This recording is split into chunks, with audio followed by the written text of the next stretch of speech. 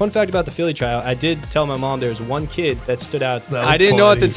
time it was Mark. So outside of banana ball and all this stuff, like what do you guys like to do? I'm looking to get a new metal detector. I'm in the market. Pitched in one big league spring training game. Oh, really? No, it didn't end up well. Oh, Didn't end no. well. I love It's this story. You got drafted out of college. he gives me a contract. He's like, you want to play for the Boston Red Sox? I was like, yeah. Yeah. All right, guys, welcome back to the after party. Today I have two guests with me.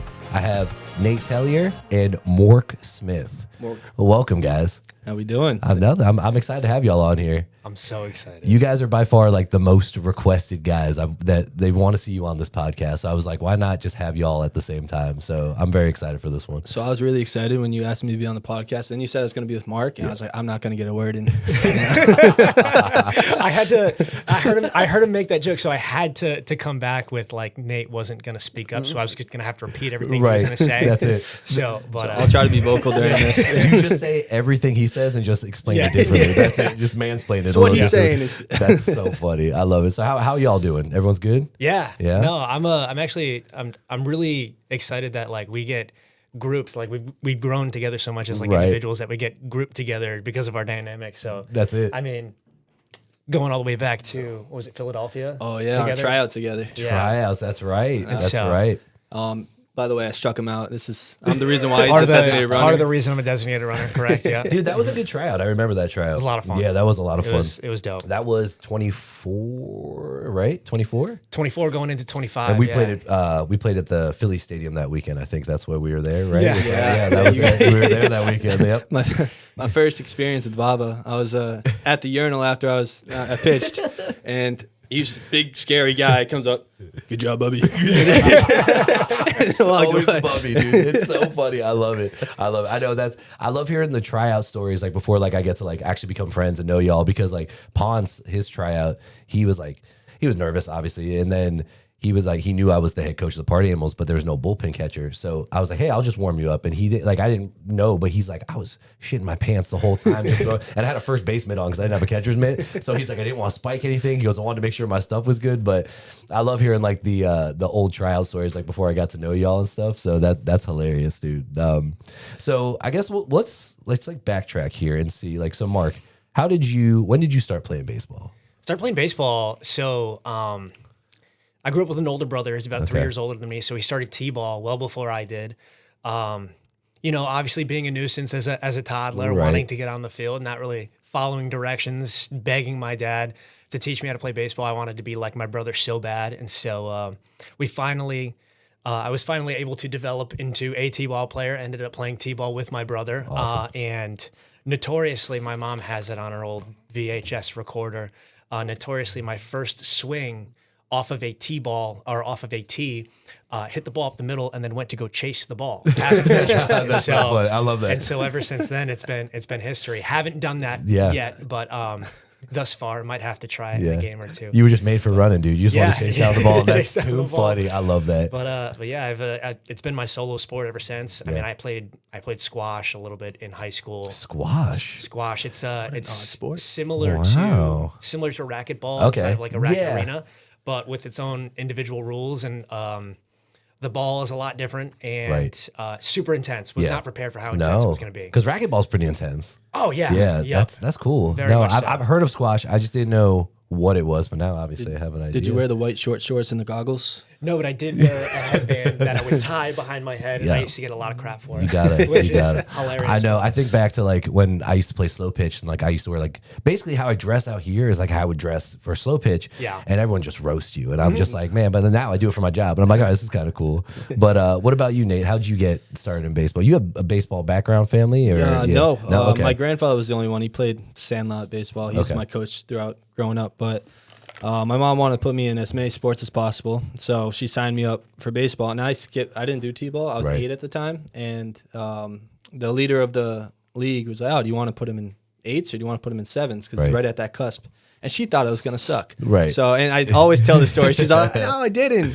But yeah, I went to 7s, and then it just stuck. And then from there, my grandfather, I'd go back in his backyard, and Right. we'd hit off the tee, wiffle balls, and all that. So That's awesome. that was my start. Not as comedic as Mark's Right. chasing after the ball. We love it. gotta make that a bit. Yeah, I like think in it the should be a game, thing. he should have an at bat, hit a pop up, and if you know you're gonna be out, just run straight to the field and catching the pop up. That's it, dude. We that'd be entertaining. I Well, gotta it's get like, that video. well, it's like we've been talking about the like obviously a bunts and out, but like talking about like the ultimate sacrifice rule. Did I tell you guys about this? No. So you know how like no matter what in Bananaland you square around and bunt, it's like dead ball, you're out, like nothing happens. But the ultimate sacrifice would be like pressure situation, you give yourself up. Like you know you're gonna get ejected, but that bunt counts. So like you still put the ball in play, move the runner over, and then you're gone. We call it like the ultimate sacrifice rule. That would be sick. That would be crazy, right? I love poking holes. And Yeah, stuff. that's what I'm saying, That's man. awesome. I don't think he'll ever get past, but that'd be kind of Yeah. We cool. could do an ejection celebration too. We could do an That- ejection whole bit of- celebration. Dude, we could have the whole thing set up. Rudy carry the Yeah. carry him off on the shoulders. Yeah. Rudy. I love that. I love it. So after Little League, played high school baseball. Yes. And then college. What high school did you go to? Let me ask that. I went to 2 different high schools. So I did public school, East Haven High School, Okay. all the way up through my junior year. I ended up transferring to a college prep school Okay. in Connecticut called Avon Old Farms. Okay. George Springer's alma mater, which is actually really cool. That's a really cool name. Yeah. Avon Old Farm. We have an Avon Park down in Florida. Okay. Yeah, we have a name. Okay. I can see the Avon name being, Right. I see it everywhere, Oh, especially yeah. down here. And so I went there for 2 years. So I did 5 years of high school. I also did 5 years of college. So I did like Oh, the wow. maximum COVID amount year? of school. Yeah. Yeah. I did like the maximum amount of school you could possibly do Okay. without, being a med student Yeah, of some sort. yeah. But I went to 2 years there. Played some of the hardest competition baseball I bet. in the Northeast. Like Northeast baseball just does it different when it comes to high school. Right. It is unreal. And so like I was playing with like first round draft picks. Yeah. Standing right sick. next to me, and it was a wild experience. And then from there, I played Division I baseball at Sacred Heart University. That's awesome. So it was both very Yeah. good experiences. Like I owe everything to Avon Old Farms. Like that Right. was It pretty really much- set you up. It Yeah. grew me up as a man, and like being able to, it almost felt like I was playing up. Right. 'Cause, like it was essentially college baseball. At the Yeah, time. the talent was so good. I Yeah. think that's huge, especially going like when I went into like I went JUCO out of high school and I redshirted because of it was kind of funny. Like the guidance counselor, what do they call them, the advisors that at your Yeah. college, like the ones you work with for sports. Yeah. She put me in a full 4 classes. She didn't realize one of the classes was 1 credit. So I was like 12 credits to play. I had 11 credits. I'm like, you No gotta be way. kidding me. So I was like, so I redshirted that year, but I'm super thankful because like I played not a competitive high school ball, but not like next level competitive. And like being able to watch a full year, I was like, thank God. Because I feel like I would have just been like my doors blown off Yeah. and like just not really like the pace of play really is like so different. So it's good growing up and like being in a good high school environment and be like, okay, like that's how the next level is, you know? Yeah. But for what high school did you go to? Attleboro High School. Okay. And when I was playing, I thought it was like really good competition. But have you guys ever gone back and watched your old high school Oh, yeah. play Yes. after competing at the next level? Yeah. And you're just like, this is so slow, So man. bad. It's like 18 strikeouts a game. Yeah. There's 2 hits. But I'll tell you what, because I coached high school ball for a while after I graduated college, and it does it does. It looks like that, and you're like, man, like was I like. What was I doing? Yeah. Like I could have got drafted, but I'll be honest, like I do think like certain areas like it did increase or like decrease the talent. Like my area, like I know like we weren't at that level as it is right now because I know we had like better ball players, but it does almost seem like that. You go back, you're like, damn, was I this bad? Or like was I throwing that slow? It you seems know? like everything then. It seemed like It's you were at the so top fun. of your game. Right. And everything. Yeah, Well, you're the bee's knees there. Yeah, right? exactly. And so did you just going Yeah. or anything like that. But then COVID happened, and this scout was like, hey, just focus on pitching this summer. Go into the Futures League Right. because that was the only league that was open. Yeah. New England did that, and then at the end, a Yankee scout was like, hey, come to the scout game. So I went to the scout game. We were playing the Red Sox. It was Right. actually at Hartford where we Okay. were going to play. Yeah. And then 3 up, 3 down, hit 98, and the Red Sox. Oh, wow. The scout DM'd me on Instagram. And this is before I even posted or anything. that's So I was like, this has to You're be like, what live. is this? Like, what is this? I was a couple of drinks in with my boys at Right. the time. So I looked, I was like, you think this is a lie? Right. So I texted back. He's like, hey, you free for a phone call? I was like, oh, shit. That's so funny. So I called him up, and then 2 days later, he was, hey, I'm in the area. Do you mind if I like swing by your house? And I was like, all right, yeah, sure, come by. So we were in the backyard. Then he gives me a contract. And he's like, hey, you want to play for the Boston Red Sox? I was like, yeah. Yeah. I called my mom. She works an hour away. I was like, hey, they just offered me a contract. He's here right now. She's like, hold him there. I'll be right there. Made it home in 30 minutes. Oh, yeah, I swear she was flying. flying I by love all that. the. I love it's that. awesome. But yeah, so I didn't know how to pitch my first 2 years in pro ball. Right. Figuring that out. And then once I learned how to pitch throwing strikes, my velo went down. Right. And then one thing led to another. Went to the Monarchs, and then Barry hit me up. Yeah. Came here, try it with Mark, and now we're here. And now you're here, man. Did they mess around with your mechanics a bunch when you got there? Yeah. That's one thing. When I was catching bullpens with the Phillies, it was like a lot of I don't think they wanted to make everyone stock, but they would preach a lot of the same stuff over and over, and like hip rotation, foot drag, like all that stuff. And like some of these guys just like they hated it, you know, but they try to mold everyone into a certain type. So the problem with the Red Sox is that they switch over their pitching coordinator every single year. Okay. From the times I was there, we had 3 different pitching coordinators. Oh, wow. So they're all preaching something different. Like one year, everyone needed a sweeper with 20 inches. The next year, everyone needed balls and strikes didn't matter. It's just how much your fastball would ride and how what the velo was on it. And then the next, the balls and strikes mattered the most. So, Gotcha. good thing with the Rays, and I think the Mets or the A's, their minor leagues are so good and developed. They have one thing and just works for everyone that it works really well. Yeah, that was the Rays were like one of the first ones to like really get into like the analytical game. I remember I got it was an invite only tryout right after I graduated college, and it was in Port Charlotte. I think that's where they're at down there. And I went down, and it was like the first time like I didn't see like scout looking guys. It was like a lot of young guys like dressed nice, like with computers, like just doing analytics. Like there really wasn't like many like scout looking guys. It was just like all analytic guys. And I was like, wow, like the game's changing. Like this is That's so insane. intimidating. It was crazy. And the worst part was like, but you guys I'm sure have dealt with this too with tryouts. Like I had probably like the best day I've ever had a workout. And then afterwards, the guy was like, he called me. He's like, dude, you were great. We just weren't looking for catchers. Like they needed a left-handed arm, and they had everyone out there for dude. That's insane. These Crazy. big tryouts, and they're looking for one person. One person at one position. That's Why it. have everyone else? And I'm just working my butt off, catching like 18 innings that day. So for Marky, after college ball, what happened for you? Where'd you go? What was your route? Because you're a young kid, right? How old are you right now? 26. I just turned 26. Okay, so you're still very young. The median age. Yeah, the median, right. We somehow figured out that the median age of our team is 27.4. Really? Yeah, 27. Oh, yeah. wow. Right at the cusp. I'm Right there. You're right there. How old are you? I'm 27. Oh, you're 27. Oh, yeah, you're right there, dude. Old guy. No, you're gonna be old. Back starting hurting my joints. Hey, I feel you. But I was painting houses. I was just trying to make ends meet. You know, I knew I had student loans coming up, and I was heavy into the job hunt. Right. Ever since my junior year of college, I ended up doing a 5th year, but my first junior year of college was trying to nail an internship down, and I couldn't tell you how many applications I put in or how many interviews I was in. It was unreal.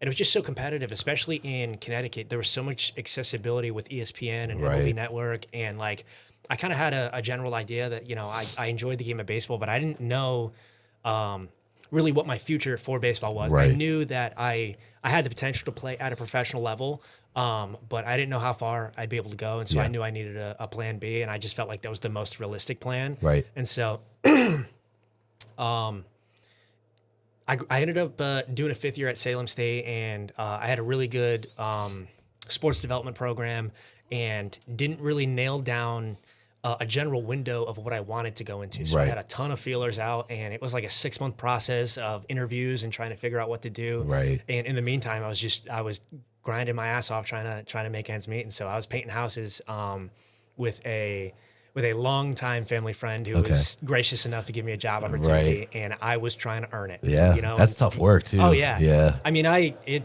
can point to many aspects in my life that have shaped me as a human being, and that was definitely one of them. Yeah. You know, it was learning how to wake up early and you know, having accountability and learning to take criticism and get yelled at and have a boss. And so I owe it to him, my foreman, my boss, who's, again, I grew up with him, for a lot of that. So by the time, you know, Banana Ball rolled around, I was very much a fan. Right. And of course, Jackson Olsen being from Connecticut, like he's the talk of the entire state. Right. So learned that Banana Ball was coming to Fenway at the time, and that was huge for me being a Red Sox fan. That's why Nate and I get along so well, is because we The only have that reason. mutual bond. Yeah. And so I kind of first time ever seeing banana ball in a major league park as a viewer. Right. Watching the game at Fenway and being like, wow, they sold that place out. And then I had tickets to go see Red Sox Yankees the Friday after they came. Okay. And it was a Friday night, primetime baseball, wasn't sold out. Right. And so I'm like, man, Bananas and Party Animals sold this place out. Red Sox Yankees, 36,000 people still here, but like, it's not the same. I thought the whole concept was wild. Right. It was just like unbelievable being able to sit there in my seat in right field and be like, this place was sold out. Yeah. And so, after having a couple conversations with a couple people, they're like, try it. The prospect forum player came out and prospect player forum came out, and I was like, I'll give it a shot. I had the social media background and whatnot, and knew I had a good chance, and so I put a form in, got the call, and then the rest was history. Yeah. And so it was just like a divine moment for me almost. Right. It was wild. It was right place, right time. Yeah. Literally timing. I think experiencing it like before like you even had a chance to play it is crazy because you're like, holy crap, like this is nuts. I was gonna I didn't know you went to the Red Sox game when they played there. The Fenway, the game at Fenway. I didn't know you went there. So what was it like seeing that for the first time, and what is it compared to now? Because are you talking about the banana ball game at Fenway? Yeah. Oh, I watched it on my couch. It was the first time that I could. Okay, gotcha. You weren't at the stadium. Yeah, gotcha. I always obviously saw highlights of banana ball games and had followed most of the players, much of the players, just because of their social media personalities and stuff like that. Wasn't necessarily invested in it, but like I was like, oh, they're playing at Fenway. Let me put this on. It was the first time my mom and dad actually sat down to watch a game with me. Because there's so much going on. Yeah. And I remember like after putting a prospect form in, and I believe it was Barry who first listed or shortlisted. That's the term. Yep. Shortlisted me for the tryout in Philly. Like putting games on every weekend to being like, okay, what do these guys do? What are they about? And trying to obviously gain a general knowledge before going in blind. Right. And so like almost trying to like convince my parents like, hey, this is like what I want to do. Like I want to still play baseball and this is my avenue. Like this might be the path. I really think this is going to be great. And so like fell in love with it through that process. Were your parents like, no shit? Were they, because they like your personality and the way you are, were they like, this is perfect for you? Or they probably really didn't understand it too much. Super supportive. Yeah. Okay. Good. Yeah. Crazy supportive. Like my dad's a baseball traditionalist. And so like getting him on board was the biggest thing. And it was so easy and so natural. And like being able to, I mean, they've always been proponents for being able to express myself. Right. And like I do some silly stuff. Right. And like I do some silly stuff off the field too, and so they were like, "You got to pursue it. No, you don't take the chance. perfect. You're stupid." Yeah, so that's awesome. Great. I love that. And so for you, how did you get involved in this? Like, you were on the Monarchs? Yeah. So how long were you with the Monarchs? Just 1 year. Just 1 year. Okay. So Barry texted me once I got released from the Red Sox, like 2 days later. Right. And it was funny. Me and my friends down in St. Pete. I was still in St. Pete at the time. I was like, they showed me a video. I was like, oh, you should play for the Bananas. So I was like, yeah, maybe one day. And then Barry, like the next day, and I showed them. I was like, you're not going to believe this. That's so funny. Spoke into existence. Then I went up here for a game, and it was games at Grayson. If you guys ever come to one, it's a lot on you. And I was just very overwhelmed. It's like, wow, there's so much going on. A lot going on. Yeah. But I talked to Barry. I was like, hey, I want to give affiliate ball one more shot, so I'm going to go to the Monarchs and do all that. Had a really good year, no calls, so I was like, all right, I don't want to play indie ball. Like indie ball lifestyle stinks. It's tough. So I texted Barry and said, yeah, come to the Philly tryout. So I drove down to the Philly tryout, and fun fact about the Philly tryout, I did tell my mom there was one kid that stood out at the Philly tryout. It was the guy in the shark suit. I didn't know at the time. That's so I didn't know at the time it was Mark, but it was a guy in the shark suit doing flips and stuff, and I was like, yeah, no, he's definitely gonna make the team. Yeah. But yeah, I texted him, and then he called me because I was making a decision whether to go back to indie ball or not. And I was texting Barry. I was like, hey, when the contracts come out? He was like, oh, I was just about to text you. Would you rather be in yellow or would you rather be in pink? And I said at the time, I was like, I don't know, pink's more my color. And he was like, you sure? Because the Bananas playing like this many MLB stadiums. And I'm like, well, I don't know, whichever works. And then luckily I got put on the Party Animals. And yeah, from there that's it. That's crazy. I love it. I love it. Yeah, no, I know Barry's always checking out. I think it's the the free agent wire there. To see, and like, I mean, he's killed it on there. That's the spot to look, you know, especially trying to get this league to the next level. I think like trying to get some ex-affiliate talent's always huge to have in here, but no, that's crazy. I love that. And then y'all end up at the same tryout. I do remember you were all over the place that day. I was bouncing around everywhere. I was having way too much fun. It's so much. No such thing out there, dude. I love that. Let it all out. I remember it was. I'm trying to think because we played, and I wasn't too tired at that one. I was trying to the one after we won the championship, the tryout last year here. I was struggling. Yeah, that was a tough 24 hours for. But yeah, no, that tryout I wasn't too tired. I remember the Philly one. And then I guess going into 25, y'all are on here. What's like first impressions coming in here? How like obviously you got to be nervous, you got to be excited, right? I always wonder how this is for like new guys coming in. Like it's just, I feel like it's the same for new guys if they're bought in. I think we try to do too much, and then a couple months down the line, we're like, okay, this is what. But like buying in, we're like, oh, let's make content. I remember I went over your house, like we should make this like a daily thing, like coming over and making content together. And wanting to be front and center in every dance and all that, and then you realize like, all right, this is not settle in. You settle in. You got to settle in. But I feel like every new guy goes through that. Oh yeah, and it's just there settling because in. like you want to come in with the energy where it's like, okay, I want to do whatever you guys want me to do, but like also you learn like you don't need to do that necessarily every time. Like they're gonna have stuff for you, and if they don't, then they don't. You know, but like it's like finding like that guideline of like, okay, like, when should I push myself to do something? When should I not? Like, am I being annoying? Like, you know, that's another thing too. It's like super you can offer to be in everything. You're like, man, I need to shut up. Like, you know, I did it to Zolo the other day. I was like, hey, if you need someone, it's me. I'm like, damn, I've done that like 3 times. I'm like, this poor guy's probably like, shut up, Bob. Literally, it's so funny. You start getting nicknames. Oh, this guy over here. That's great. So first year, like halfway through the year, how are you guys feeling? Are you guys like, this is what I was meant to do? Or are you like, oh man, this is crazy? Yeah. Oh yeah, no, I was like, I felt like I settled in pretty well. I mean, it was like you were saying, it was a super methodical start, like trying to test the waters, and the biggest thing was just making sure everyone enjoyed your presence and liked you, and I mean, especially on the party animals, it was so easy. Yeah. Like I feel like I got along with the guys so well. Right in immediately. Yeah. I feel like the biggest part was just like trying to figure out my role. Yeah. And I mean, it's a unique role. Yeah. You know, nowhere else in sports has something like that, you know, a designated runner. And it's like, you know, what am I supposed to do? You know, and it's like that. I mean, like performance wise too, like even off the field, you know, what guy am I going to be in the clubhouse? Yeah. And I feel like a lot of it was testing the waters and pushing forward and pulling back. And I mean, there's a lot of great buffers in that locker room that I'll let you know. You know? Reese and Skull really took me under their wing, especially having that corner in the locker room, and it was just like pretty much taught me how to be normal.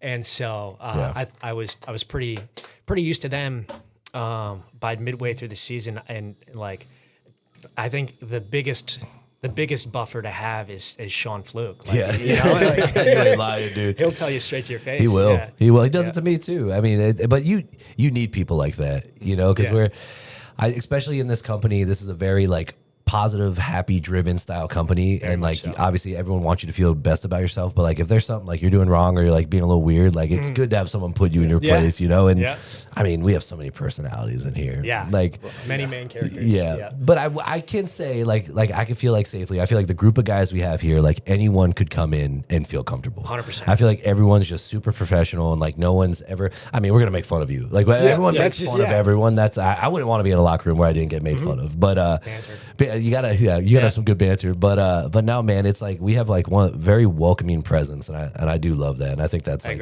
one of the best parts of our team too. Especially like when guys like travel us, like other teams, like they're always like, oh man, we love being with y'all. It's like that's if we go 0-2 on the weekend, but I hear like we put on a good show and they liked being with us, like our job's done. You know, and you know, and it's obviously I want to win, but you know, I think that's the reason why we did win last year, because our team was so closely knit. So like close, dude. We were just our team karate was the best in all Banana Ball. Well, you can go into any locker room in sports, and I feel like and find everyone kind of like in their own little section doing their own thing. And like one of my favorite things, like I'll come in here like pre-game or like before practice, and everyone's just kind of like huddled together. Like everyone's talking to everyone. Everyone's in the same conversation. It's like you don't see that everywhere. No. Like everyone's just excited to be around each other, which is super nice. So, what for this season? I guess what's one of the most exciting places you're excited to go to? What do you guys? Yankee got? Stadium. Yeah, by far. I'm Growing so up a Red excited. Sox fan, and then I got to see a game at Yankee Stadium, and that is just electric. The Coliseum. I heard it's and nuts. then it's just the crowd roars. I can't wait. Yeah, for it. it's one place like I know it's tough because they have like the union workers and like and it's they're very like the security staff's really on top of it from stuff what I heard last year. But like I kind of want to get there from like 7 a.m. to like midnight every day. Like just like milk spend the as whole much day, yeah. Yankee Stadium as possible. What about you? You excited for Yankee Stadium? Yeah, I mean Yankee Stadium's obviously an asterisk on my list of stadiums, Yeah. but I mean coming back to Connecticut, being able gonna to be play cool. at Hartford, and like pretty much grew up playing at that stadium through college. My high school now plays at that stadium for their celebrity game, and Gotcha. so I got a lot of people coming. Yeah. Like, So y'all both, you guys have both played there before. yes, Yeah. Okay. yeah. Cool. Yeah. It was 23. We played there in 23. Yeah, Is it Dunkin' Donuts? Yeah, Park? it is Dunkin' Okay, Donuts yeah. Park, We yeah. played there in 23. I yeah. think the whole stadium might be our families. pretty much. That's how I felt at Ray J last year, man. I had so many people. Me and Fluke had so many people there. I'm like, this literally half might just be for me and Fluke. Yeah. But no, I'm excited for y'all. That's sick. No, it's That's gonna be great. I That's can't wait. super cool. That's a nice ballpark too. It's Yeah. I've got a buddy I went to high school with. He's the head grounds crew Okay. at the stadium, and it's been like a AA stadium of the year for the past Right. 4 years, and like their facilities are intense. Is that Mets? Is it the Mets? I think it's minor league? Rockies. Is it the Rockies? Yeah. Okay. Yeah, I think. Rockies in Hartford? Yeah, Really? I've seen Okay. a ton of games there, and like the amount of people that they get for a game is pretty good. Yeah. like for a AA stadium. That's what's really cool. Like there are some minor league stadiums like around the U.S. that like get a crazy crowd in Yeah. all the time. Especially they have like dollar beer, dollar hot dog nights. Yep. Like those are always like well, the Phillies would do that on Tuesdays, and that place Yeah. would be packed for Tuesdays. Everyone's just drunk and eating hot dogs. But No yeah, better way to celebrate. You know? Hey, you ain't lying. But Yeah. no, Yankee Stadium is definitely like on the list of like that's gonna be an experience. I'm really excited for Milwaukee too. Like that being our headliner game in the MLB Yeah. stadium. Like, have you guys ever been in that stadium? No. Never. We played at the Milkman Stadium in 23. yeah. I don't know what it's called, but it's out there in Milwaukee. And then we got like a stadium tour of the Brewers, and like they just took us everywhere. And I was like, that's nuts. Like just seeing like even like the mechanical room and like opening and closing the roof, like those type things. Sick. And it's just like it's a why? roof? Yeah, I don't know. Yeah, I want to say that's where they showed me. If I could be lying, but I'm pretty sure it does. Like theirs opens up and closes. That's Yeah, I'm almost positive. If it wasn't that one, it was another indoor stadium. But like the control rooms are nuts for that. And like if there's like a bird up there or like anything like blocking, like it will stop. Like it has to be like a clear zone for it to completely open. Like the guy was explaining to me, and I was like, that's nuts. Like it's just sensors and all that. couldn't fathom. No, it's scary. Yeah. But yeah, no, I'm excited for all those. What's one that y'all have been to already that you guys were just like? Because you haven't been to you haven't played in Fenway yet. No. Okay. And you just missed it. And the Bananas are at Gillette this year. Oh, that would Yeah. have been sick. But I will say, you guys were at Fenway South, right? In, Yeah. It's very similar, Wild. and like no disrespect to anyone, but like it's way like more spacious and cleaner At than Fenway South? At Fenway South, Really? Yeah, like it was. The visiting locker room is because obviously like it's very historic, so I don't think they've messed around too much. But like the visiting locker room was like on the concourse, like you had to walk through the concourse to get to the dugout. Really? Like you had to go, like they had to like block off fans so we can get At Fenway South? At the normal Fenway. Oh, no way. Yeah, which was crazy. Wow. Yeah, so I don't know why that was, but yeah, that was the visiting locker room.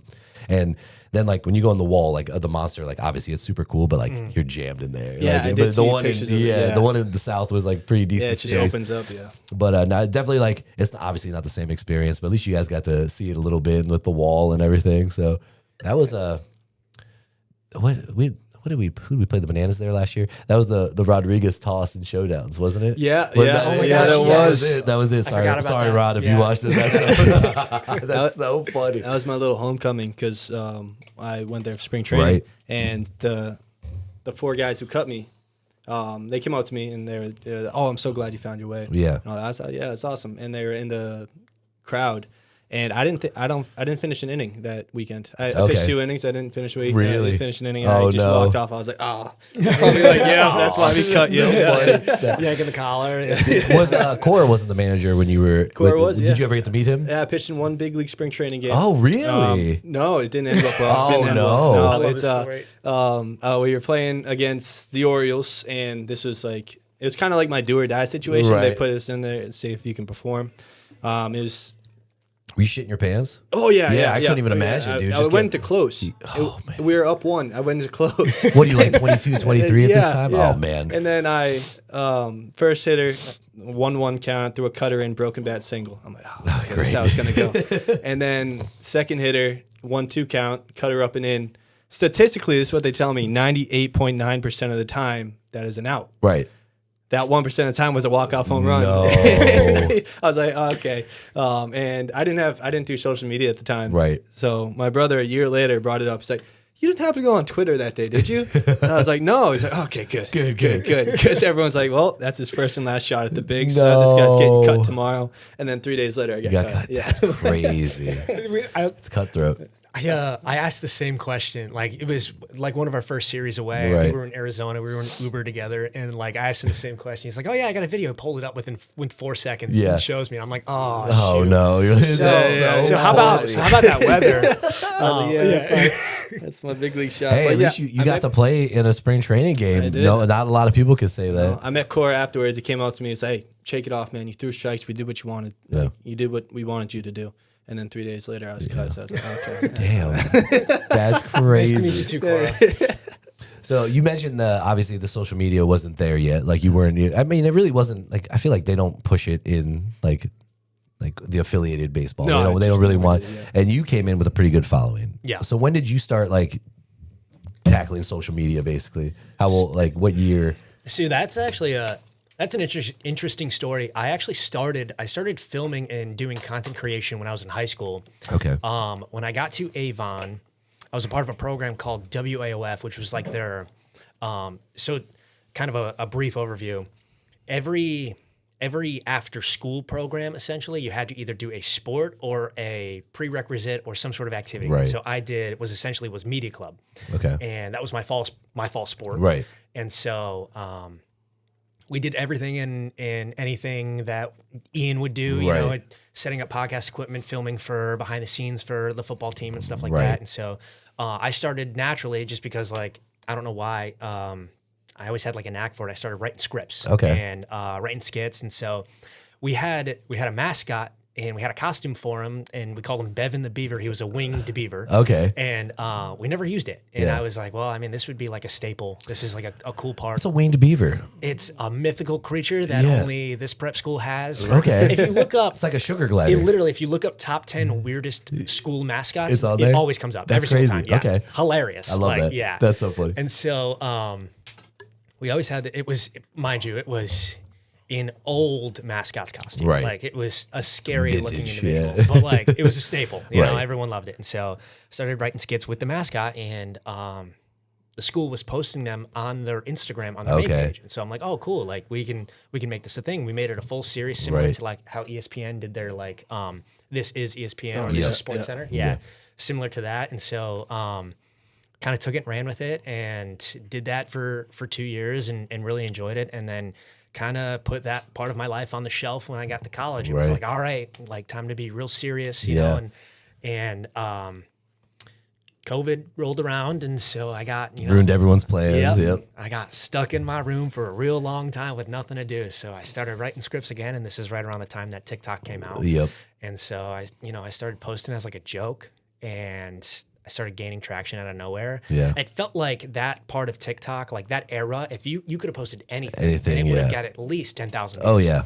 And so I was, I was writing these scripts, I was doing trends, I was doing anything that, would kill time. And, Right. and I ended up, growing like 200,000 followers in a span of a year and a That's half. awesome. And so we ended up getting back to school, and a lot of my school catches wind about this newfound TikTok growth. Okay. And so that like first couple months of sophomore year was really weird because I didn't know like can I still post without being ridiculed, and then like baseball season rolled around and I was just getting heckled beyond belief by Yeah. other teams. Like we'd go down to Florida to play an unnamed Florida team. Damn Florida kids. And they, I'd be in left field and the entire bullpen's just eating me alive. Oh, And yeah. so I took a pretty long hiatus because I didn't think we had the best record as a school. And so I was like, okay, I'm just going to focus on school and baseball.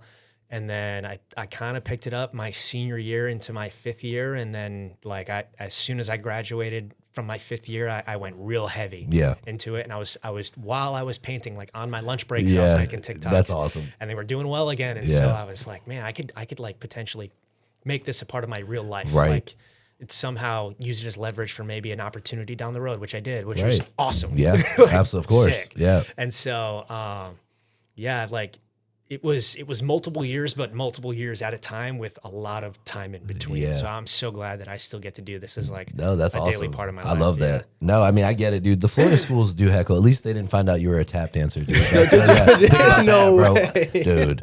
It was all right. So there's a Division II school that's in our division called St. Leo. I don't know if you ever heard of St. Leo. And they are by far like the best shit talking team ever. Like they'll find girls you've dated, girls that don't like Crazy. you. Research like if someone's sick in your family, they'll find like that's like like type of ruthless type stuff. So like they found out I tap dance, and it was just a weekend of just I was getting destroyed, like everything imaginable. And I'm not a good I can't chirp back. Like I don't have any. I have nothing in the well like up here. Like there's nothing funny to say. And I was just eating it. I played left field that year, so all their fans are just out there the whole game. Just So at least you don't have to deal with the tap dancing thing. How'd you do that weekend? I was 2 for 10. I remember I had one home. I led off with a home run, which was so cool. I was like super excited. I'm like, all right, that's my statement, right? I did like a little dance going around home plate, off home plate, and I was like, I shouldn't have done that. And then I think I struck out the rest of that game, and then I got like a jam single the second one. So like the home run was cool to start, and then the rest of the time they had their fun with me. That's hilarious. I can't handle it, dude. How about you with social media? How did you had to start? Did you have? I started fresh. Once I signed, I made a TikTok, and at first I didn't know what I was doing. Yeah, I was terrible at it. And then you just got to find your niche. Like I found lip syncing a couple months into the season. Yeah. From there it was just lip sync after lip sync, and then. At first, I didn't like it because the comments, like you get, bad comments. But then, I mean, you're around everyone, and I think I deleted one that was getting a lot of views, but was getting a lot of bad comments. To it. And then Ryan got on me. He's like, "Why the heck would you delete that? Yeah. Why would you? It's getting views. What are you doing?" Yeah. And after that, I was like, "Yeah, you're right." And let people say what they want to say. Comment section's ruthless. They are. Oh man, Facebook especially. Sometimes I won't even watch a post for more than like 2 to 3 seconds. I go right to the comments because I'm like, I need to see what people are saying about this. I'm that guy. Yeah, posts are viral because of the comments. Sometimes it's like, why is this? Why is this going on?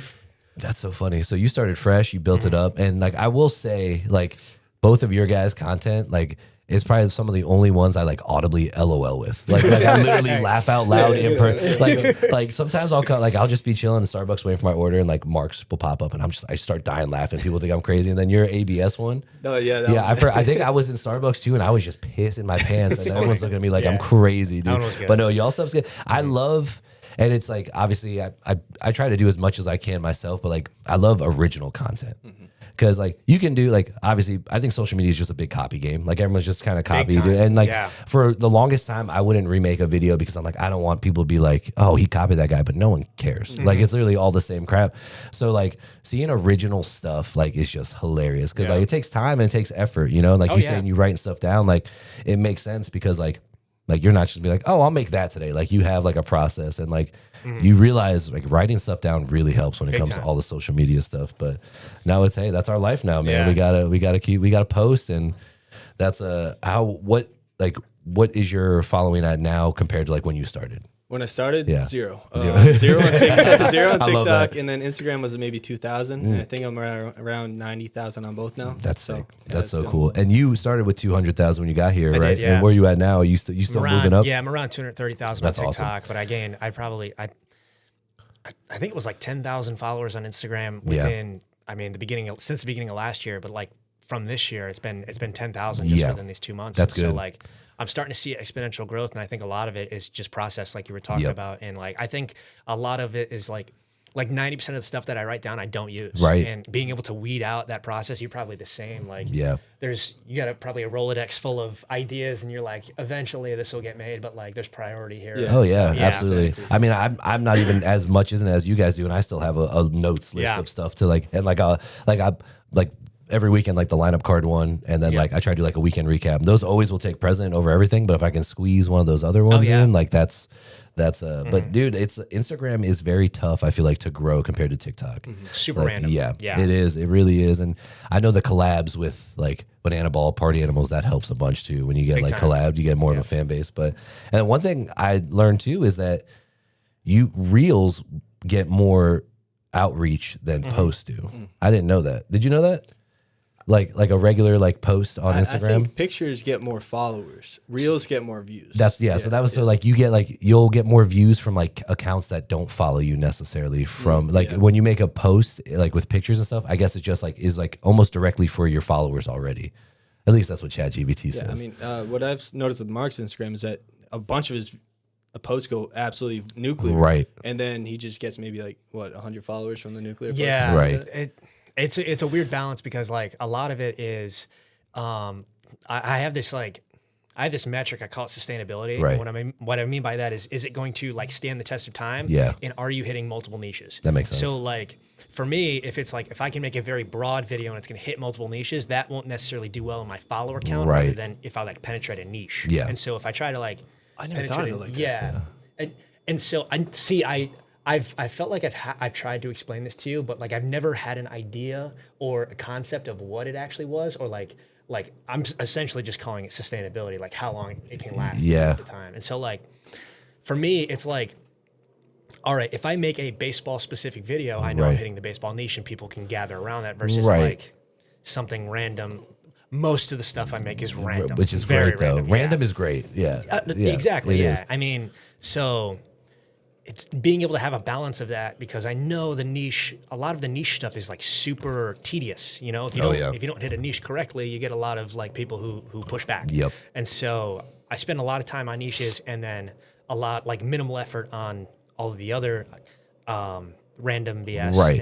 And then I'll post like the random BS and it does so much better. Yeah. The ones you spend the least amount of time. It's like, all right, let me throw It's this the one truth, up. man. It's the ones like it's the stuff you like, the one take wonders that do well, and then all the stuff like you're like, this is the one. Yeah, this is gonna be good, and then doesn't do anything. No, An hour of editing. Yeah. Yeah. That's too funny. What do y'all do for editing? You use CapCut? CapCut mostly. Yeah, I just started using edits. Okay. All right, this is like I'm getting real into my process now.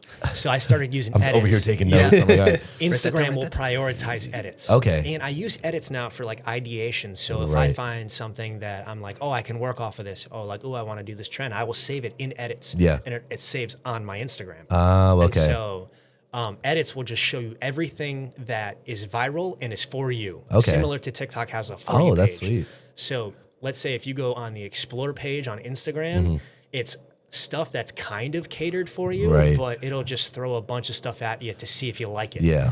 Edits, I feel like, is specifically for you. Okay. And so I will start using edits. And then if I have a video that I use, or if I make a video outside of any other app, like sometimes I'll make TikToks within the TikTok app. Right. If I make a video that's in my camera roll, I will plug that into edits instead of like anything exterior. Oh, wow. CapCut's great. Like I think CapCut's awesome, but I feel like edits is just so like user friendly. I'm learning so much over here. Yeah. This is crazy. Never used that as This was like an epiphany. Yeah. Like, this was like no, on that's random. awesome. Yeah. I love that. I'm going to check that out because I do like CapCut. But what I've noticed is sometimes the quality doesn't like from Diminishes. Yeah, and I don't know why that Big is. time. Do you post it straight from CapCut, or do you save it to your phone and then post it? So I'll do it straight from CapCut for TikTok, and usually it's fine. But when I go Instagram, I feel like it looks like different. I don't. Yeah. What Tanner told me last year is that TikTok obviously pushes CapCut and TikTok Studio if you post from the app, but 50% of the time the quality from CapCut or from TikTok Studio is diminished on TikTok. So I always just save it in my phone and then put it into TikTok or Instagram. That's what I got started. I also have like a terrible habit of like right when I finish editing something and go to post it, I'm like, I can make this shorter. Yeah. And then like I try to go back and Second edit it. guessing Yeah. it, Oh, yeah. every time. But no, that's good. Thanks for the information, dude. That's good stuff right there. No, for sure. So outside of Banana Ball and all this stuff, like what do you guys like to do? What's like a go-to when y'all like what do you guys do outside of this? Well, in season, we like poker. Okay. We play a lot of poker. Poker guy? We do Okay, that, good. I off season, I'm a big. It's usually wintertime, so I like selling Christmas trees. I'm a huge Christmas guy. Oh, okay. Yeah, I did that once, dude. Yeah, yeah. It's you awesome. smell like the Christmas tree for like the rest of the week, dude. Yeah, it's you good can't stuff. shower it off. It's awesome. And then you find pine needles everywhere. Oh yeah, you're sticky. Yep. Always sticky Oh, for yeah. some reason. I'm big into hiking and kayaking and all Okay. that outdoorsy stuff. That's awesome. And just our jobs are so hectic, so on my downtime I just want to I know. decompress. I know Heather's always like, "Can we go to the beach this week?" And I'm like, "I've just been in the sun for like 24 hours last weekend." I'm like, Give me a 10 I'm or like, something. yeah, literally. But no, I get it though. Like, you love doing outdoor stuff, but like, sometimes you just like AC sounds great right now, you know. But First what day I usually do nothing. I sleep all day. Yeah, oh, dude, the travel days we get back, going into like, say we have an optional day, like I'm sleeping until we have to be here for optional. Yeah. Like I'm struggling Yeah. so bad, especially this year. It's hit me hard for some reason. But that's the old man on flights, I guess. Dude. No, not yet. That's same No, me no, too. no. No, that's totally relatable. It is, It's man. absolutely relatable. And they always say if like you can get up, like if you go like work out or like do something physical after the flight, you'll feel better. But like we haven't really had the chance to lately. Yeah. So like I don't think walking to the gas station to get Zins counts as activity when I get somewhere. mentally But, you can, right? yeah, I'm like, yeah. but it's all I got. What Check the about box. what about you, Mark? I know you're talking about pool before. You good at pool? I'd say I'm very average. Oh, it's good. Okay. I mean, me he's good and now. Sim go back and forth. I'm terrible. He's good. He's gotten a lot better. Like this. It's just reps. Yeah. It Yeah. really is. Yeah. The more you play it, the better you are. That's it. Like I mean, I took a week off. I mean, Sim and I were playing every day. Right. And so I took a week I off. didn't know Sid was good with the pool stick, Oh, man. yeah, I didn't know. yep. That's good. Good for He's him, the instigator, bro. man. Yeah. Like, oh yeah. He'll send me a text at like 8:30 at night and be like, "You want to go downtown?" I'll be like, "Yeah." You know, dude, I feel like Sim's just endless energy.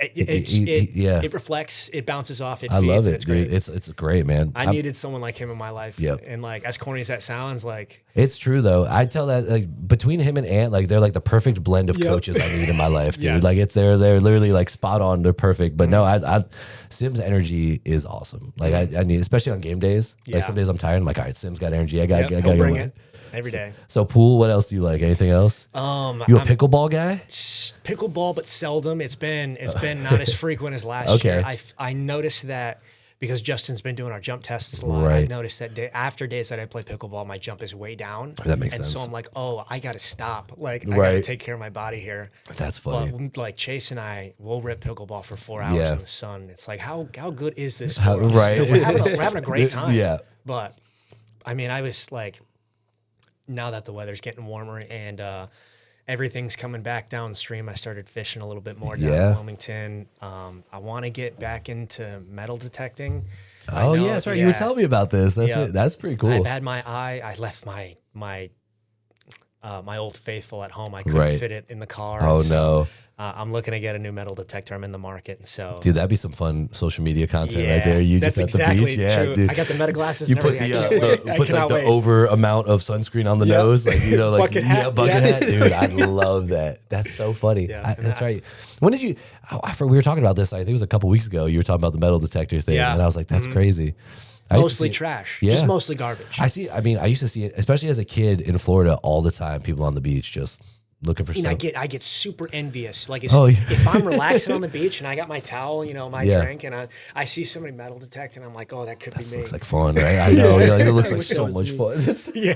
What's the weirdest thing you found? Weirdest thing I found, I found like a couple brooches with pictures inside them. I don't like looking at them. right. Um, Kind of creeps you out a little bit. Yeah. Yeah. I found a wedding band that turned out to be fake, but like I there was a brief. I have never told my family about this. Right.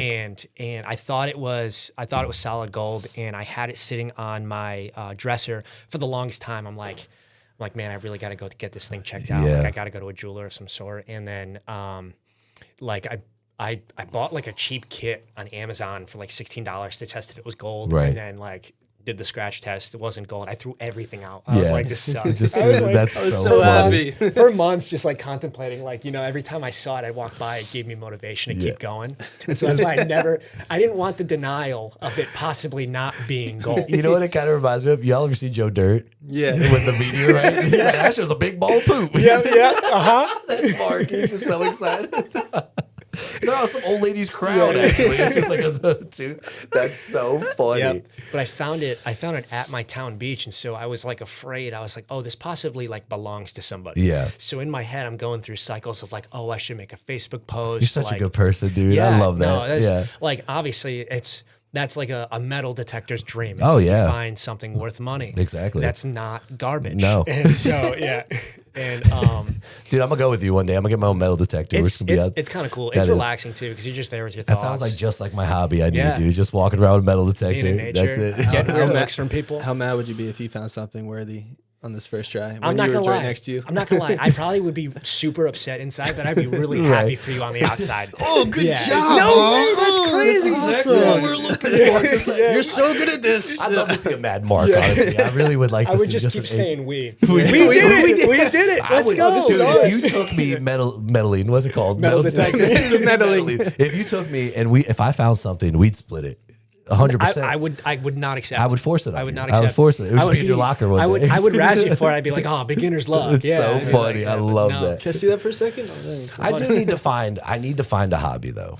I do, especially not playing this year. Like I need to like do something like active or like productive. Like I don't know if golfing is it. I was gonna say, I've never been. don't golf. I've never been Do not golfing. golf. Yeah, I don't think that's it for me. I think I'm gonna get too angry if I golf. I love golf, and it is the bane of my It's existence. super humbling. Yeah, Yes. super humbling. I know, and I'm just like, man, I know I'm gonna suck, and but process. It is a process. Yeah. So I need to find a hobby. Pickleball might be it. It's fun. It's a deep rabbit hole though. I have a $200 racket for pickleball. Actually. Oh yeah, they sent yeah. it the Onyx. Yeah, it's Yeah, whatever it yeah. is. Yeah, they gave it to me. It's Party Animals color. That's sick. Still in the wrapper. Yeah. So I just whip that out. Everyone's like, "Oh, he's good," and then I'm just Yeah. terrible. Yeah, but I need to find like a new hobby, dude. I've been obsessed with my car. That's like the one. Yeah, so Perfect. that's Yeah. that's It's a what I've great been- car. Yeah, I don't Thank know you, if you guys thank you. seen it. I've been just trying to. Poor Heather. Every time she looks over, I'm on my phone. I'm like scrolling through like different car stuff. She's like, "Give it a break." I'm Yeah. like, I can't stop. How But- often do you thrift? I've just started recently going quite a bit. Yeah. My mom kind of got me hooked on it. She came to visit. It was like right before Thanksgiving, Christmas, right around there. And we found the attic over here. Have you been there? The Never thrift shop? been, no. Dude. And we went in there and it's almost like, it's not necessary. It's like vintage stuff. Like there's Okay. some thrift, but it's more vintage. And then like we were in there for like an hour, and my mom could talk to anyone, so she was talking to the lady and going on about my Pokemon cards and like bringing them in there, and like which I have a crazy Pokemon collection. But she was like, and I was like, man, this is kind of cool. So like I've been exploring now, and like we went to Okay. Tallahassee. I went to a couple which were really cool. Sick. But one was like kind of expensive. Like they're like A lot of them. yeah. So, but I found like the ones that are like cheaper, and like I got really cool shirts, and like I'm like, Nice. man, like thrifting is fun, man. Yeah. And Savannah's a good spot because Big a time. lot of good thrift shops around here. But no, it's fun, man. Some of the shirts you come across, I'm like, there was a really cool one. It was like the OG like camel shirt, like the cigarette The company, cigarette company, yeah. and like it had some stains on it. I'm like, you know what? Like I could probably wash it. It was like $58, and I'm No like, way. I'm not gonna buy this. Like At a it's thrift store? Brand, at a yeah. thrift store, yeah. Yeah. It was a weird thrift store. It was Arbitrage. like everyone had their like, so there might have been 4 different like vendors, and they all had their own section. Does that make sense? So like it was like you had to grab from each person's collection, and then you bring it up, and then Okay. yeah. So, but it was like a fancier thrift shop. But no, it's Interesting, cool. You a okay. big thrifter? Huge. Yeah. I mean, it's most of my free time Yeah. at this point. Yeah. I You go around here a lot? a ton. Really? I mean, at least 2 or 3 times a week, just because That's awesome. I started in high school just trying to like, I needed some sort of income with being able to do school and not have a job at the same time. And so Right. like I was selling textbooks. I was like finding textbooks from Oh, yeah. at thrift stores, and then there was it doesn't exist anymore, which sucks, but there's a website. What was it was that literally website? called Sell Your Book Back. Yeah, they don't have it anymore? No. No I think either that or they changed the way. domain or something like that. Really? Yeah, because every time I look it up, I can't It was find it. sell your textbook, and then what was it was my transcripts to get your transcripts. I feel Oh, like really? yeah, there was some like it was No like all the way. websites are just like literally what exactly you need, like Yeah. my transcripts. Like I was like, man, that's funny. But I used to sell all my old college textbooks Yeah. to that website, so you were making some money on there. I was trying, yeah. Yeah. I mean, a lot of it, I was doing it for like $5 profits, Right. but I was grinding. Oh, you know, yeah. I was trying to. $5 is like $1 million. Oh, as yeah. as a high school student, 100%, you know, 100%. And so that eventually turned into furniture, then it turned into golf clubs, then it Right. turned into like streetwear, and so I mean, my closet at home is just filled with stuff that I haven't put online. Right. And I don't necessarily like need the money either. It's just something to like keep just my fun. brain going. Yeah. It keeps you active. It keeps you, it's a nice little residual income too, 100%, you know, yeah. even if it's $100 extra a month, that's $100 you didn't have, you know? Exactly. Like, And I think all the profit that I'm getting from the reselling is just going back into thrifting. That's and a it. lot of the stuff now I just keep because Right. like sick shirt. why not? wear Yeah, it, no, I'm the same way. So I'm not a hoarder, but I'm a clothes hoarder. yeah, same. Like I'll have an attachment to a pair of shorts I wore like 15 years ago. And I'm just like, no, I wore those that one time. Yep. And Heather would be like, dude, like just throw them out. Yeah. And like, thank God for her. Cause like I truly would just be overloaded with clothes. Cause like there's I don't need like the strings aren't even in there anymore. Yeah. Like the waistband's blown out. I'm like, dude, she's like, throw it out. I'm like, all right. Your all right. wallet is just weighing Literally. it down. You're like, Yeah. You guys lose your wallet a lot. Are you guys those people? I feel like you guys are pretty on top of your stuff. I'll knock on wood for that. Sorry if that screwed the audio up. But Not my wallet. I don't lose my wallet, but I do lock my keys in my car a lot. Okay. But, That's fair. I don't have automatic unlock. Right. I bought the stuff to install it a year ago. I'm just too lazy to do Yeah. it. But so I'll close it, and I automatically lock my door when I close it. Right.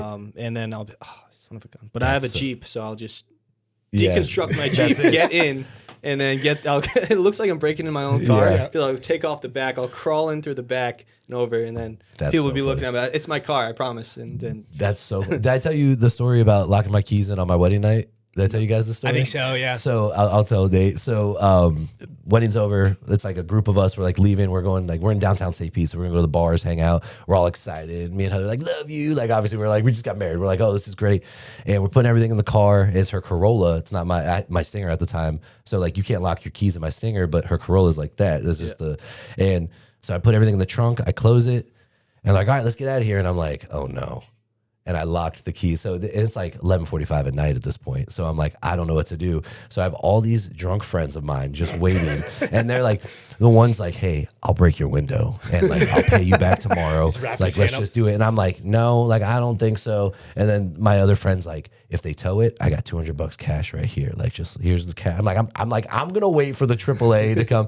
And they came and they got it out. But like, dude, it was so funny because like I wasn't nearly as intoxicated as some of my friends, but they were just trying so hard to like every possible thing to get in that car. I'm like, we're just gonna.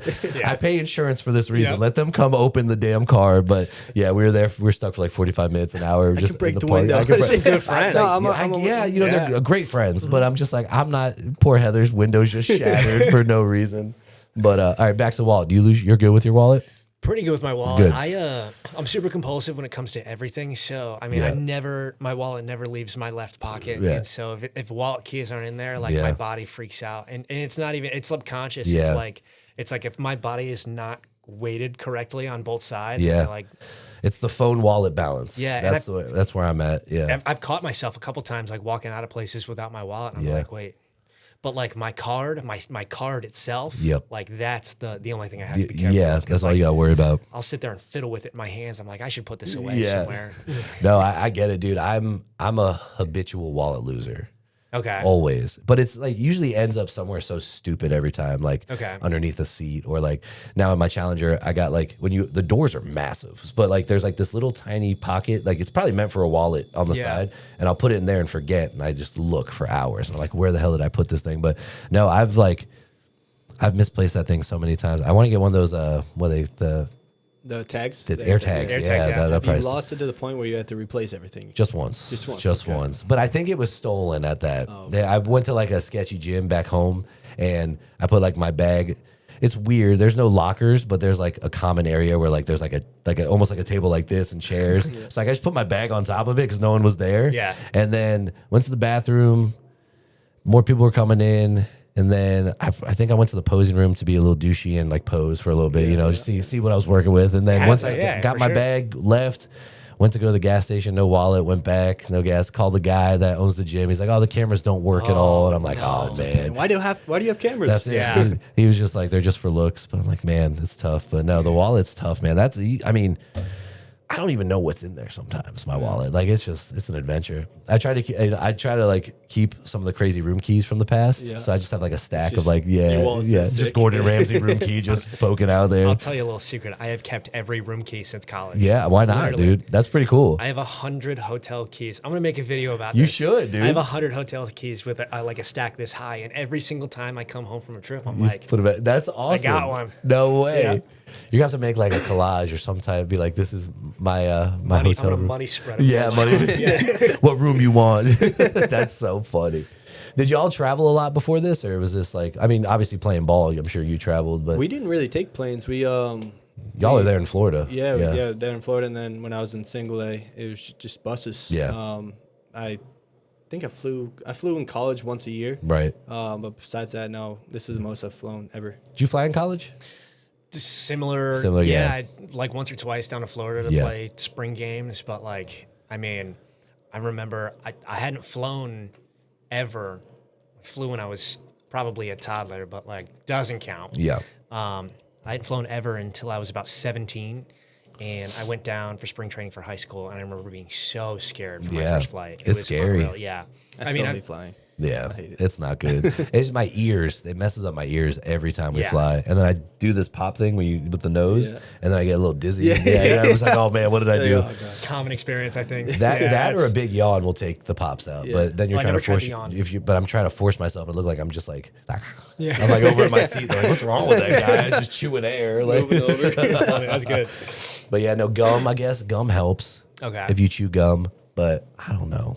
I've been pretty routine. I invested in some noise canceling headphones. Yes. I don't know if you guys saw me last year, but I used to rock the bright yellow construction. I do earplugs. remember those. Yeah, because I literally just obviously early flights. Yeah. First thing you want to do is knock out as soon as you sit down in that seat. Yeah. And found myself like in like a weird range between almost being asleep and not Right. asleep at all. And so like That twilight stage. I was dude. like, oh, it's got to be noise. Like, Yeah. and so I put the headphones on and like kind of, would go in and out of sleep. Never really had like a comfortable sleep on Right. a plane until I got noise canceling headphones. But I had a funny conversation about this with Pete. And it was like, dude, I can't really like fall asleep on flights. Like, Right. I'm like struggling. He's like, oh, you can't fall asleep like with 100 people Right. within your vicinity in a metal cylinder Super with close two to jet two engines. people. Yeah. No. Oh, totally normal experience. Right. Like, I'm like, you know what? You're right. It's true. I never sleep on a flight. Maybe 20 minutes. But like I usually am just like, for some reason, I'm just wide awake on Yeah. those things. I can't get comfortable. It makes me angry looking at people sleeping. Yeah, I So know. why can't I do that? Watch Fluke the next time we're on a flight. Tomorrow, we're on the You're same gonna flight. snore. Yeah. First of all, no headphones. Nuts. You just raw dog the whole I've flight. never seen it. That's it. Never seen him with a pair of headphones. And then no pillow, nothing, and he just sleeps the whole time. And I'm Mouth like, wide open. I Yeah. wish, man. I aspire to be that comfortable. Like, Yeah. I can't do it. I got. Do you guys remember last year that thing I got? Oh, yeah. Oh yeah, the ostrich. So it was great, but then like they don't tell you after like 30 minutes it starts like the air starts Deflating. coming out. So I find myself just slowly melting in. So I stopped using that. But now I don't know. I think the two-seater flights, I definitely could sleep more. If I'm in emergency row, I could pass out a little bit. But dude, Yeah. I just jam packed. Those pillows. Do you have to blow them up before the flight or? I do it in the seat, dude. Yeah, I'm I just think like- you have to because Yeah. won't the pressure pop it Yeah, well, if you blow it I up don't. That's a before? good question, but. Because I was one time at a water bottle. This was, Yeah. and I didn't realize it, and I expanded. Yeah. So I went to take off the cap. Yeah. Shot me in the eye, and I'm just, and this random guy next to Yeah. me was like, "Hey man, you all right?"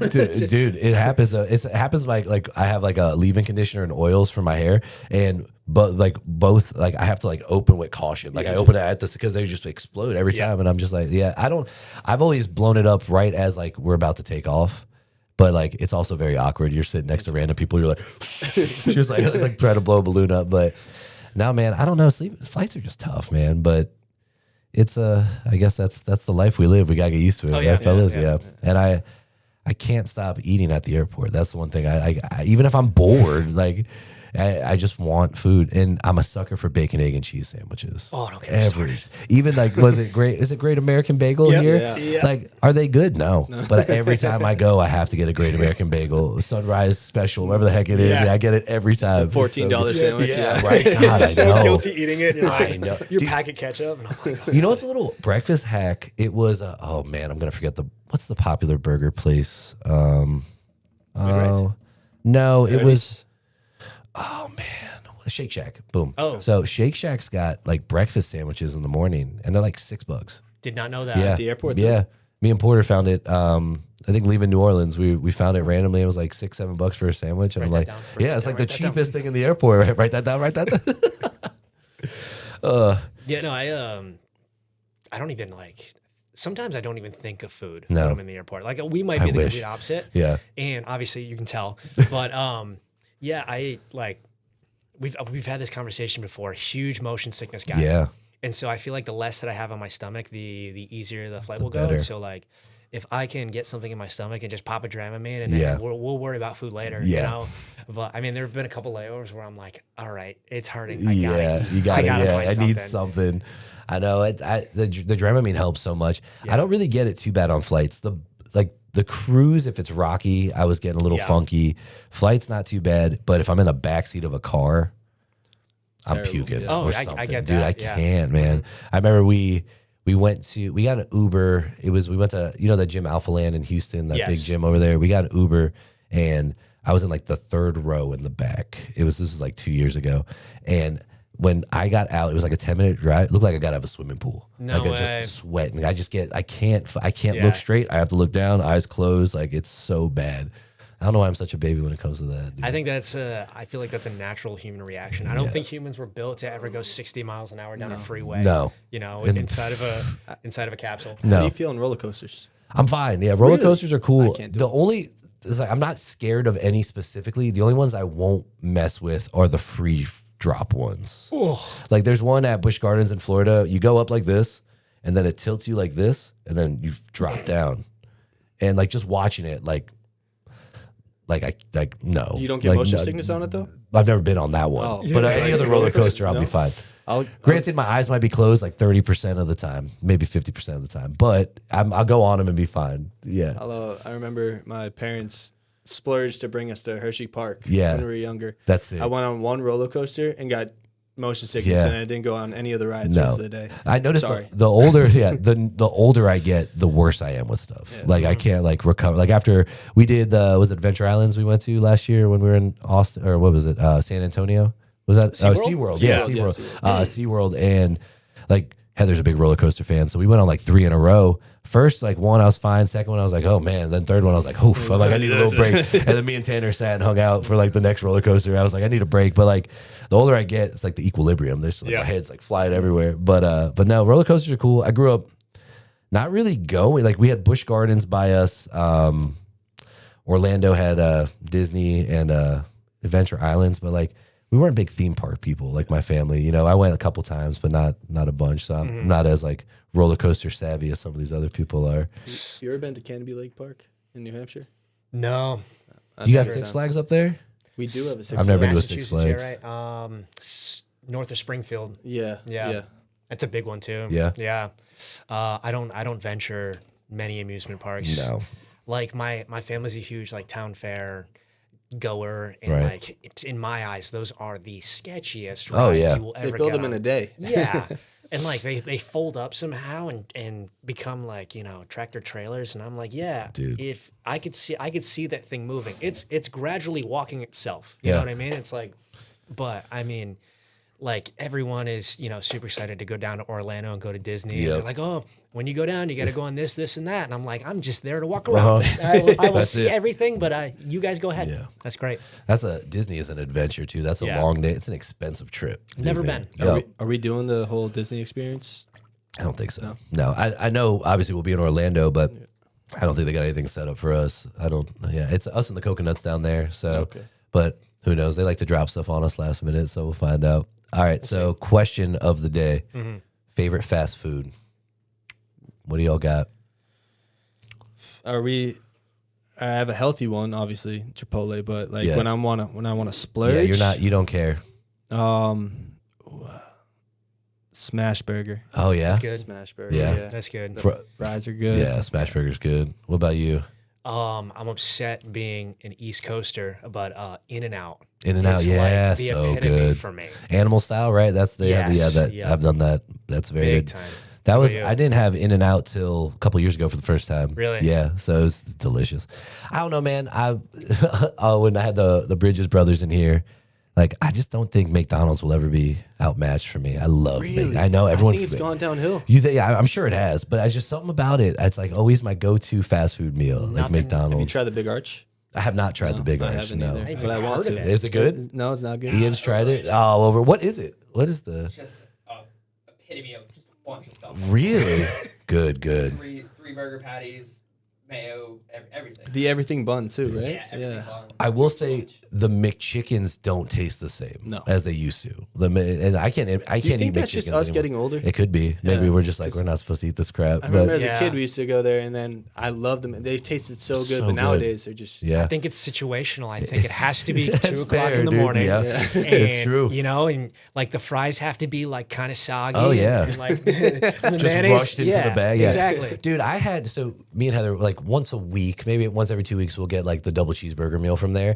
And I got the last one, and you could tell they rushed so bad because like my burger was like the sheet was folded into the burger with it. So I'm like, how fast are they bagging these things Yeah. up back there? But I mean, it's not like I complained. I still put it back together and ate it. You know? You know, it used to be my go-to is Cookout. 'Cause Cookout's it's very, very cheap. Super and, cheap. But then I found a, you know those sandwich twists, the baggy twists? Yeah. I found that in my burger. I took a bite. I was like, "What this hard?" No. And took it out. So it ruined Cookout for me. That's crazy. I think that's best case scenario. Yeah. yeah, Yeah. yeah. I no longer go Probably to so Cookout. much stuff you've eaten that you have no idea. I think about that true. all the time, bro. Like how much crap we've eaten and we had no idea, you know? Ugh. Yeah, Or are we like, gonna live till 80? Is that?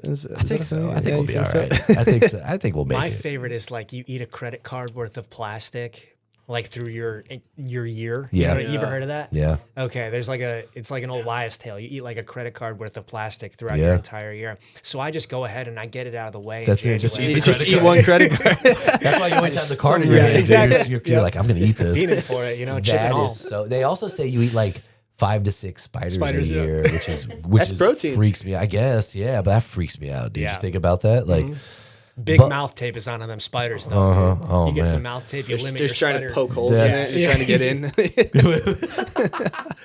yeah, but bugs freak me out. I'm not a big bug guy. Like roaches, all that stuff. No thanks, Oh my dude. bugs. I hate snakes. Can't do You snakes. can't do snakes. Can't do yeah. snakes. Snakes are. They had one in New Orleans. That's at right. that- Yeah. And I was just steering clear of that. that's just, so funny. not do snakes. Yeah, I think- no, snakes are no good. I think anything that's like not supposed to be in your house is a big no for me. Yeah. It's Like a just- bear? Yeah. I mean, bear's a big one. Bear's Yeah. like top echelon of things not supposed I haven't to be seen in a the house. domesticated bear quite yet. Yeah. Hey, you never know though. Sneaky, scary chimpanzees. Off Oh, topic, yeah. but like big time. Oh, yeah. Hey, Pete and I are huge zoo goers. Like Yeah. every city we go to, we'll try to find a zoo. That's awesome. You came to the zoo a couple times Yeah. with us, yeah. And so like that's the grand finale for me. Yeah. Is let's find an ape or a chimpanzee or a monkey of some sort. Like I love that. and it's crazy how well they can communicate. And I Yep. think it was John Ball Zoo in forgot which state because we go to all of them. Right. And there was like the grandmother chimpanzee. Her name was Zaza, and so like she responded to her name, and so we were Really? like, yeah, one of the handlers was just like, yeah, telling us about all the apes and stuff like that, and they kind of huddle around for warmth when it gets cold in the morning. We were there Right. in the morning, and so we were just like berating her with her name, like, hey That's so Zaza, hey cool. Zaza, and she would look up at us, and she once or twice she shoot us Yeah. away like She's that, like, and I "Stop." was like, oh shoot, they're like very close to being Yeah. us.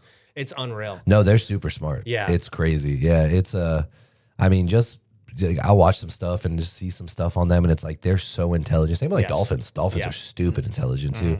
And it's like, man, like what could we do? Like what Yeah. could we do with them? Like what's the possibilities, you know? Like it I always thought about this. If you know sign language, you go to a zoo. Do you think they'll know what you're saying in sign? Because they speak in signs. yeah, You know. Yeah. What yeah, absolutely. I think so. Yeah, I you think think so. so? Yeah, I mean a lot of the time they have like those animals from like birth, so like they can just like kind of mold them and teach them things so young. Because like, I mean, some of the zoos, some of the things I've seen, I'm like, this is so impressive. Like, it's just crazy. Even like a lot of the. So, do you remember Joe Exotic? Yeah. Carol Baskins. Yeah. So I actually went before it was a documentary. Her place was in my hometown. No shot. Yeah, it was. Really? It was. I mean, this was 14 or 15. I went on like a cub experience where you get to meet like the babies and stuff like that, and like just like the amount of control they had over like the full size like tigers is crazy. But also, no matter how much you show them, this guy was showing us like in the tour, like he was like he was touching it, like petting it, like talking to it, and then he's like, and then it walked away. He's like, but watch when I turn my back. As soon as he turns his back, they sprint up on you. No It's way. like a natural thing. Like when someone turns their back, they like run up on you. He's like, so no matter how much like they're always still have that like instinct in them, you know? And I'm like, that's right. Yeah. Just in case you're ever with a tiger. But, but yeah, I met Carol Baskins. That's sick. I did. That's I cool. did. Before she was, I know. What did she seem like? What killed her husband whacked. Right? Carol Baskins. She was like literally just like I seen her on the documentary. But I think if I met Joe Exotic, would have been more of a imprint in my mind. And then once the documentary came out, I was like, oh shit, is that lady? But well, guys, I want to thank y'all so much for coming on here. I appreciate y'all so much. Thank you. Appreciate you. What y'all's handles so these people can follow you? I'm sure they already all do follow you. Nate_Tellier on Instagram, and then ntelly6 on TikTok and YouTube. I'm Mark Smith on TikTok. It's Mork. And then _Mark Smith 22 on Instagram. Beautiful. Thank y'all so much again, and thank y'all for tuning in to the after party.